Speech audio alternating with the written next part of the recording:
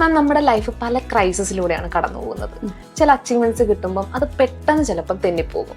അപ്പൊ അത് നമ്മൾ എങ്ങനെ ഓവർകം ചെയ്യും? എൻ്റെ യോഗാശ്രമിൽ വരുന്ന പല പേഷ്യൻസും എൻ്റെ അടുത്ത് പറയാറുണ്ട്, ഡോക്ടർ ഈ യോഗയും മെഡിറ്റേഷനും കൊണ്ടൊക്കെ നമുക്കിങ്ങനെ ഇത് ഓവർകം ചെയ്യാൻ പറ്റുന്നു. പക്ഷെ ഞാൻ അവരോട് പറയാറുണ്ട്, ഈ ബ്രെത്ത് വർക്കോ മെഡിറ്റേഷനോ ഒന്നും ചില സാഹചര്യങ്ങളിൽ നമുക്ക് ആപ്ലിക്കബിൾ അല്ല.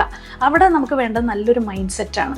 അതായത് നമുക്ക് ചിലപ്പോൾ ഇയാൾക്ക് തന്നെ തോന്നാറില്ലേ, അതായത് എന്തിനു വേണ്ടിയിട്ടായിരുന്നു ഞാൻ അത്രയും എൻ്റെ ടൈം വേസ്റ്റായിട്ട് ഞാൻ കരഞ്ഞും അല്ലെങ്കിൽ ഒരു റൂമിൽ ഞാൻ അടച്ചും ഇരുന്നിട്ടുണ്ട്. അതൊക്കെ ഇപ്പം എനിക്ക് തോന്നുന്നു ആ ഒരു ഡിസിഷൻ റോങ് ആയിരുന്നു. ഇന്ന് ഞാൻ നല്ലൊരു സിറ്റുവേഷനിലെത്തി. ഇപ്പം അത് ജോലിയുടെ കാര്യമാവാം, ചില സമയത്ത് ചില റിലേഷൻഷിപ്പ് ഒരു ബ്രേക്കപ്പ് ആവുന്നത് വേറൊരു നല്ലൊരു ഒരു മാരീഡ് ലൈഫ് അവർക്ക് കിട്ടാം.